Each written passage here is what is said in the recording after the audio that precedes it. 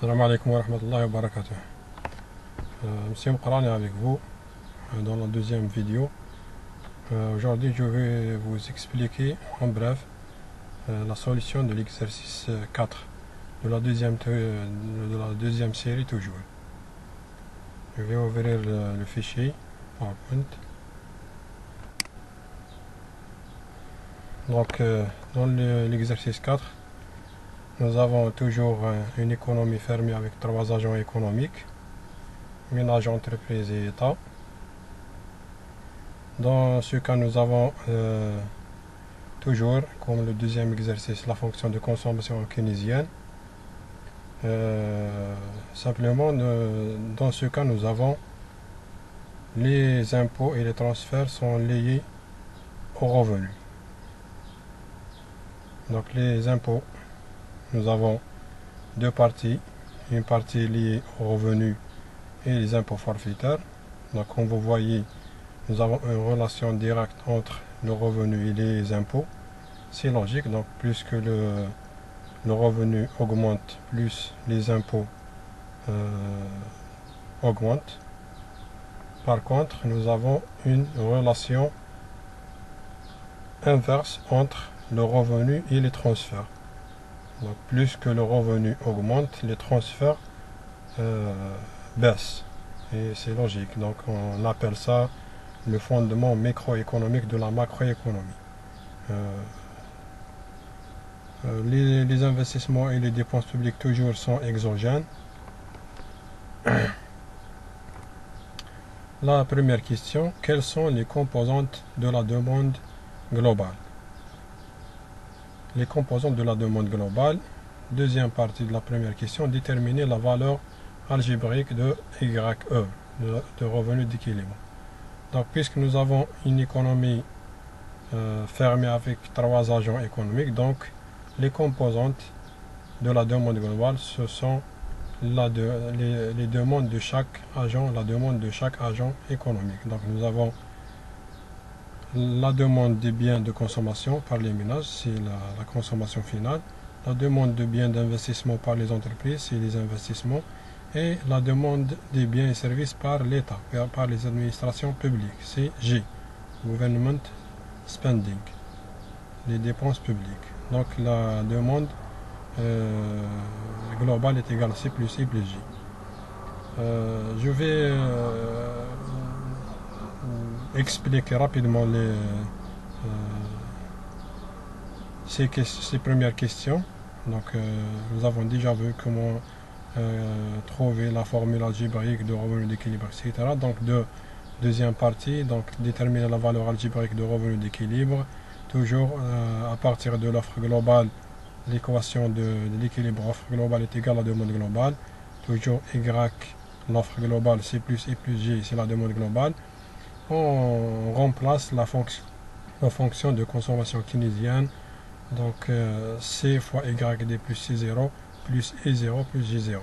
YD donc est égal à Y moins T plus TR. On remplace T et TR par les deux fonctions et on cherche à trouver Y à quoi est égal.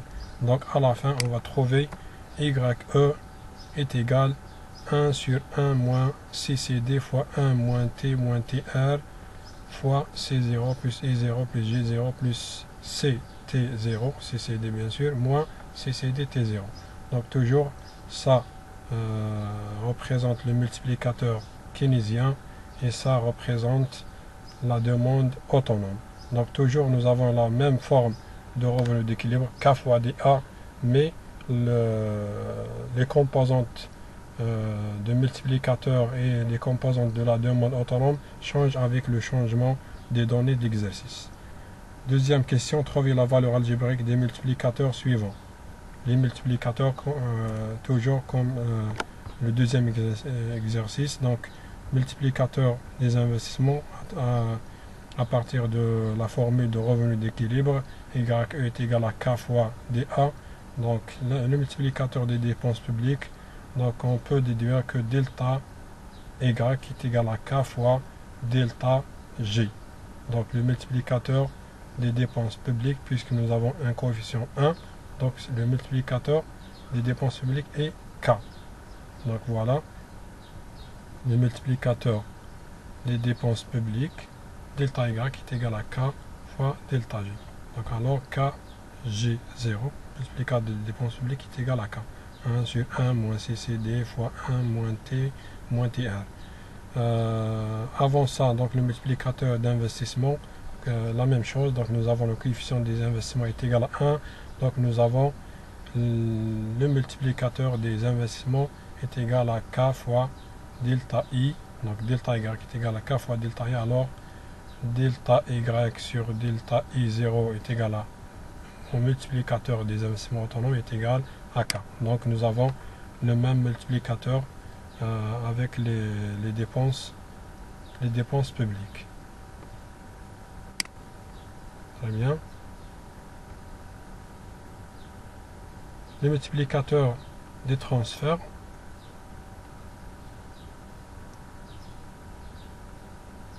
Donc pour le multiplicateur des transferts, nous avons le 3 minutes.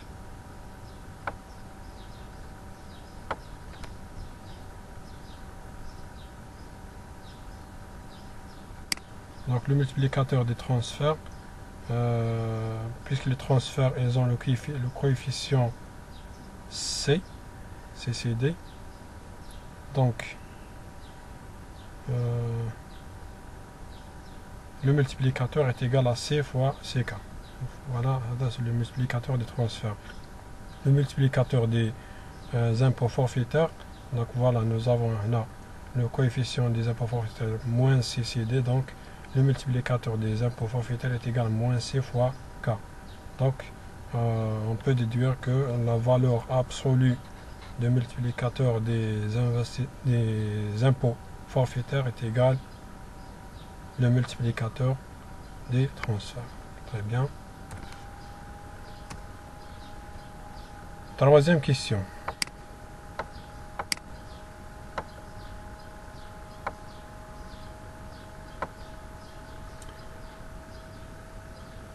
Donc nous avons une application numérique pour calculer le revenu d'équilibre. Nous avons les différentes données. Il suffit de remplacer les différentes valeurs dans la formule algébrique de revenu d'équilibre. Y est égal à K fois DA. Donc on trouve K est égal à 2,5. DA est égal à 92. YE est égal à 2,5 fois 92 est égal à 230. Les valeurs, deuxième partie de la question de travail, les valeurs des agrégats. Les agrégats, ce sont les variables macroéconomiques qui se trouvent à l'exercice. Donc T, les impôts, les transferts, le revenu disponible, la consommation nationale et le solde budgétaire. Donc pour trouver les valeurs des différents agrégats à l'équilibre, il suffit de remplacer Y par Y d'équilibre. Donc on trouve TE, c'est-à-dire les impôts à l'équilibre est égal à 96, les transferts à l'équilibre est égal à 78,5, le revenu disponible est égal à YE moins TE plus TR, donc on trouve 212,5. La consommation à l'équilibre, on trouve la consommation est égale à 180, donc c'est CYDE plus C0.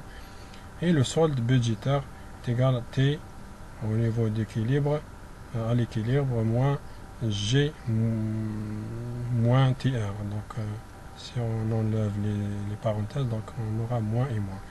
Donc 96 moins 15 moins 178,5 est égal à 2,5. Donc nous avons un solde budgétaire excédentaire. Très bien.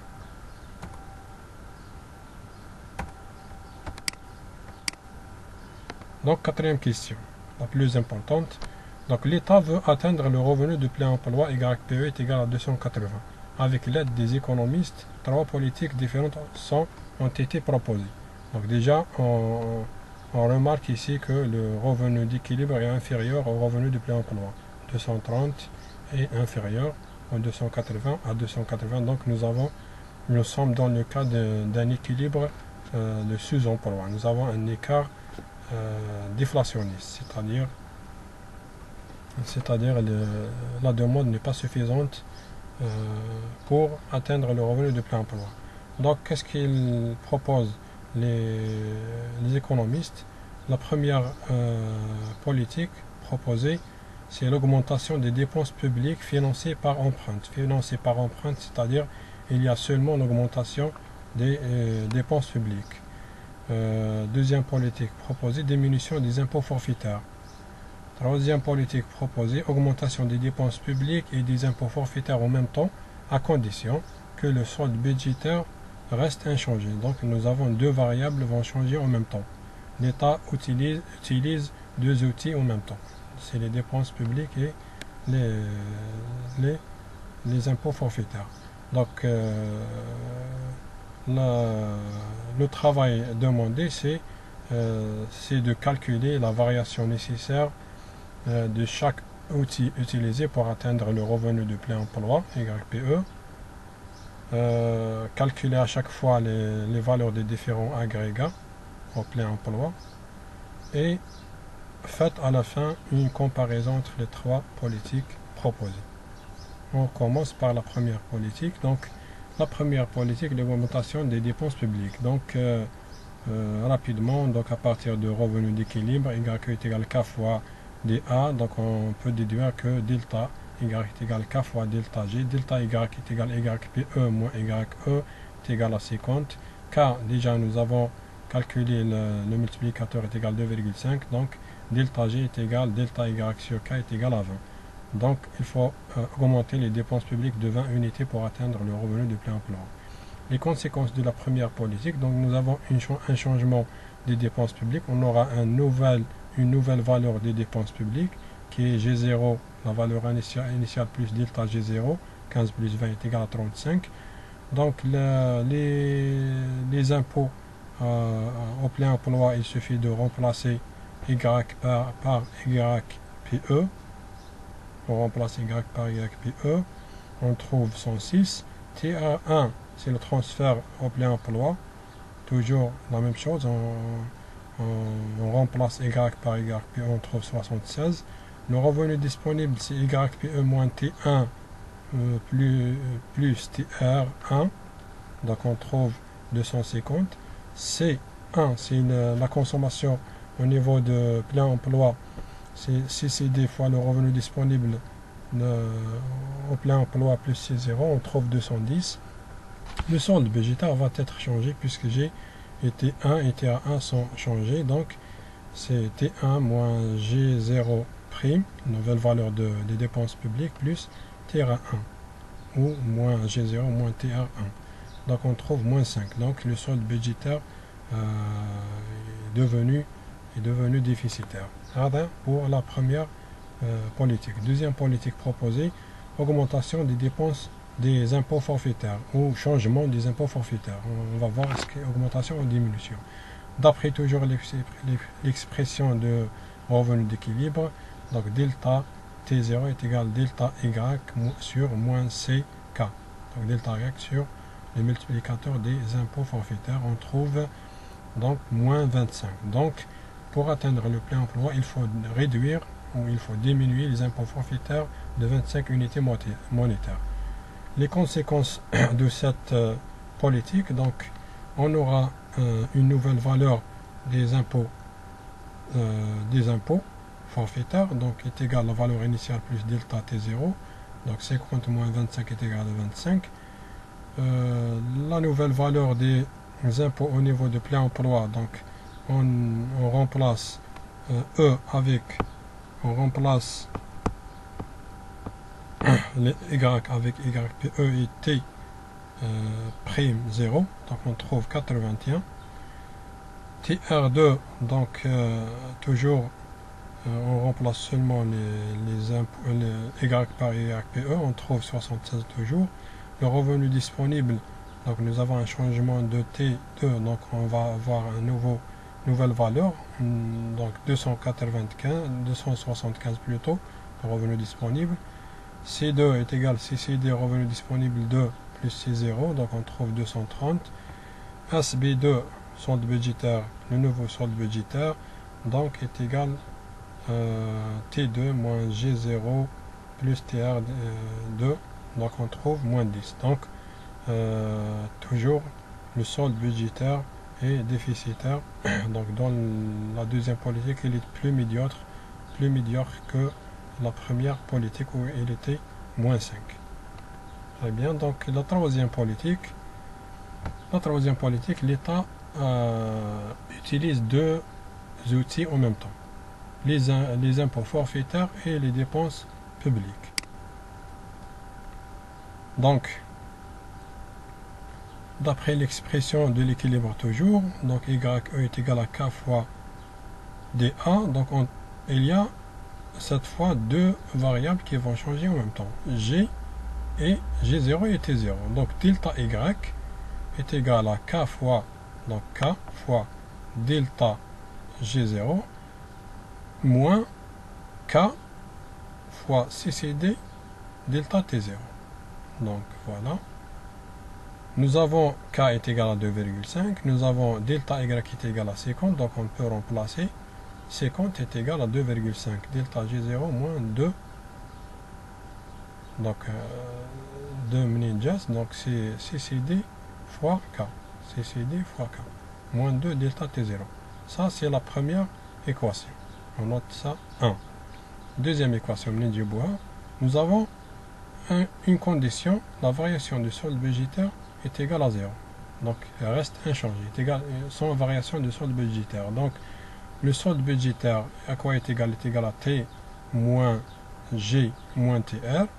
La variation est égale à 0, c'est-à-dire la variation de tout ça est égale à 0. On remplace la fonction des impôts et la fonction des transferts. On met Y facteur commun. Donc, toujours la delta, la variation est égale à 0. Quelles sont les variables qui vont changer dans ce cas? Nous avons un changement de T, c'est un outil utilisé par l'État. Nous avons un changement des dépenses publiques, deuxième outil changé. Et nous avons bien sûr un impact sur le revenu. Donc, on aura delta Y aussi. Les transferts vont être fixe, il n'y a pas de changement dans les transferts. Donc delta R0 est égal à 0. Delta R0 est égal à 0. Donc qu'est-ce qu'il nous reste? T plus TR delta Y plus delta T0 est égal delta G0. On remplace T et TR et delta Y, il nous reste seulement delta G0 et delta T0 inconnu. Donc ça, c'est la deuxième équation. Donc, de 1 et 2, nous avons deux inconnus et deux équations. Donc, on peut remplacer 2 dans 1 et on trouve delta T0 est égal à 37,5 et delta G0 est égal à 50. Les conséquences de la troisième politique avec delta G0 et delta T0 et delta Y. Donc, bien sûr, on aura des nouvelles valeurs pour G0 et T0. Donc, on a appelé ça G0' et T0'. Donc nous avons une nouvelle valeur de T on l'appelle T3, TR3. Donc c'est la valeur des impôts et des transferts de la troisième politique. Pour la troisième politique, donc le revenu disponible, on remplace par les valeurs de T et TR de troisième politique. C3, la même chose, on utilise le revenu disponible 3 et le solde budgétaire dans ce cas est égal à 2,5. C'est la même valeur de solde budgétaire à l'équilibre. Donc c'est pour ça que nous avons dit le solde budgétaire reste inchangé. Donc comme le cas de l'équilibre, nous avons trouvé 2,5. Donc dans la troisième politique, nous avons un solde budgétaire excédentaire. Il est supérieur à 0. Et enfin, la comparaison entre les trois politiques, nous avons les valeurs des différents agrégats à l'équilibre initial dans la politique 1, pour la politique 1, pour la politique 2 et la politique 3. Donc, qu'est-ce qu'on peut remarquer? Donc, le pli essentiel, c'est le solde budgétaire. Donc nous avons à l'équilibre 2,5, mais ici nous avons l'équilibre à 230, c'est un équilibre de sous-emploi. C'est un équilibre de sous-emploi. la politique 3 ici, nous avons donc pour les 3 politiques, l'objectif c'est d'atteindre le revenu de plein emploi, mais les conséquences sont différentes. Donc nous avons le meilleur solde budgétaire, c'est dans la politique 3.